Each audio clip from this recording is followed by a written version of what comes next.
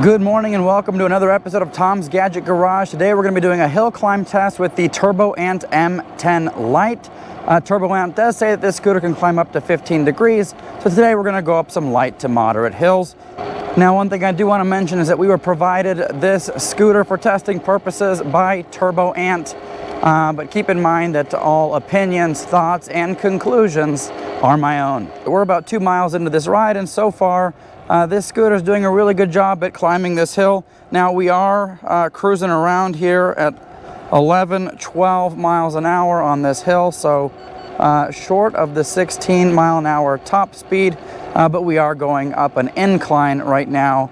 And you know, overall the scooter is doing a pretty decent job at climbing some of these light to moderate hills. Now, as I mentioned before, cruise control on this is really easy to enable. All you have to do is hold the throttle in a set position for 6 seconds and it will lock in on that speed. And right now on this downhill portion, we are going approximately 16 miles an hour. And we are approaching 3 miles into this ride. And one thing to note, you know, this hill climb, the battery did drain a lot quicker than it did during our range test. So we went from 4 bars to 3 bars about 1.5 miles sooner than we did in the range test. All right, we are now going 18 miles an hour on the steepest part of the decline here.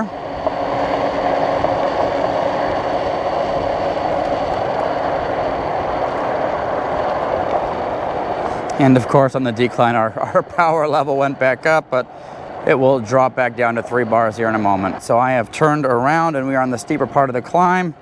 And right now we're able to maintain 13 miles an hour. Now I typically ride scooters that have full suspension, and this scooter doesn't have suspension at all whatsoever.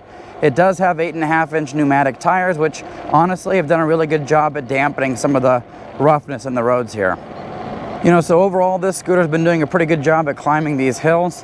One thing I'll say, like if you live in an area or plan to use this scooter in an area where you have like super steep hills, you know, San Francisco type hills, probably not the best choice. Now for everywhere else where you have lots of flat ground or light to moderate inclines like we're going on today, this scooter's doing just fine, 13 miles an hour. It's got a top speed of 16, so in my book, you know, that's pretty decent performance. All right, we've got a little bit of a steeper area here, this little roundabout, and 11 miles an hour. No issue at all whatsoever.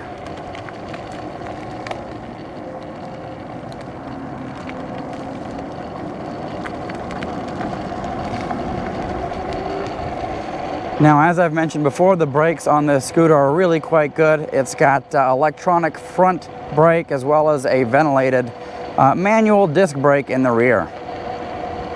All right, we're at 4.5 miles right now, and we are working our way back down the hill again. All right, and we are currently heading back down at 19 miles an hour. I can actually take my thumb off the throttle and look at that, we're still going 20 miles an hour, so just cruising down the hill. And we'll go a little ways down further and we will head right back up that steep section again. And we are now a little over 5 miles into the ride, heading down the hill, and we've still got 3 out of 4 bars remaining. Now, one thing that I find amazing with this scooter is it is a sub $400 scooter. I know that they've got some sales coming around for Black Friday, dropping the price to $300, which I think is a pretty insane deal for a scooter that can climb these hills, that can go close to the distance that they claim it can go. So I will have to say, when I originally got this scooter, my expectations were pretty low given the price point. You know, I've typically ridden scooters that are, you know, $1,000+ that have quite a bit more power than this scooter does. And so overall, I've been impressed with this scooter. It's been able to tackle everything that we've thrown at it so far. So now we're heading back up the hill. We're also approaching 6 miles, and we're currently cruising along at 15 miles an hour. And we've still got 3 bars remaining. We are now at just over 6 miles, heading back up the hill, cruising around 14 miles an hour, and we've still got 3 bars remaining. Now, one thing I do want to mention for you taller folks out there is that this scooter does not have adjustable handlebar height it is fixed at a certain height, and that's not adjustable. I'm 5'10", and I think this is just about perfect for me. Now, if you're much taller than that, just keep in mind you don't have the ability to adjust this up and down, so you just want to make sure it's the right fit for you. Now, if you do plan to ride this scooter in places with lots of hills, just know that, riding uphill is going to eat through your battery a lot quicker, so definitely plan your trips accordingly. Now, just the other day, I did do a range test with this scooter with lots of stop and go, driving around, waiting for lights, all that fun stuff. And I was actually able to squeeze out 12 miles exactly on this scooter, which is really close to the 15.5 that TurboAnt says this scooter will do range-wise. And that's actually a really important call-out because a lot of the range figures that scooter companies will publish publicly are based on very specific criteria. For example, a 165-pound rider riding on flat ground, at 77 degrees Fahrenheit, very controlled scenario, and also driving in the lowest speed mode, which in this case for this scooter is speed mode 1 with a top speed of 9 miles an hour.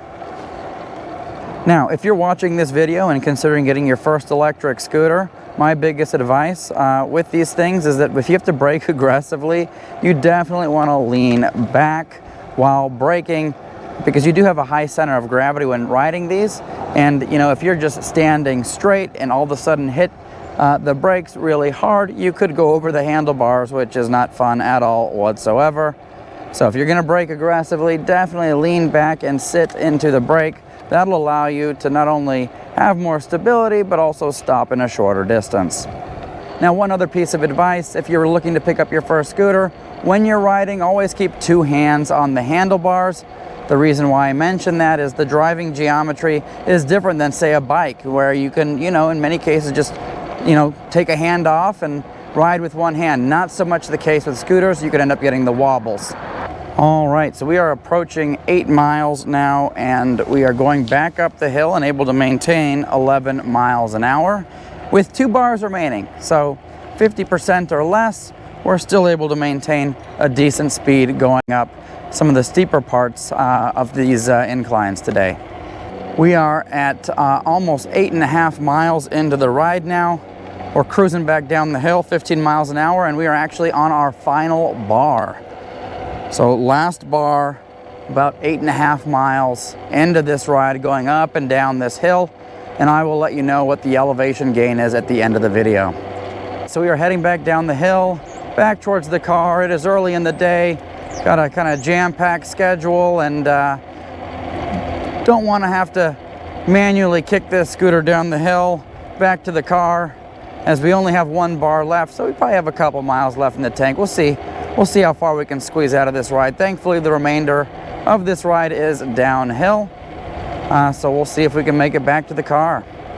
Now, keep in mind, at this point going downhill, we're just using gravity to our advantage. Really, the motor's not doing anything here. I'm not on cruise control or anything. We're just coasting down the hill.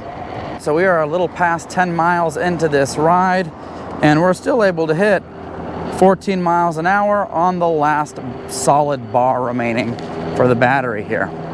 And if you don't know it already, when this battery gets basically to the last mile, that battery indicator bar will actually start flashing red. And one thing that I think is important to point out is that when you do run out of battery, because this is such a light scooter at 30 pounds or 14 kilograms, it's actually really quite easy to kick along manually. Now, I don't know if you can see the sidewalk, but there's dividers between each of these sidewalk sections, which makes for a little bit of a bumpy ride, but these 8.5-inch pneumatic tires are doing a decent job of absorbing the impact. Obviously not as good as a scooter with a full suspension, but hey, you know what? For this price point, absolutely not an issue. All right, so there you have it. That was our hill climb test. We actually went over 600 feet in elevation gain, over 10.7 miles, and still have a full battery bar remaining. So overall, super impressed with this, sub $400 TurboAnt M10 Lite's ability, to traverse light to moderate hills over longer distances. So there you have it. If you have any thoughts or questions, let me know in the comments below. But as always, thank you so much for tuning into Tom's Gadget Garage. We will see you next time.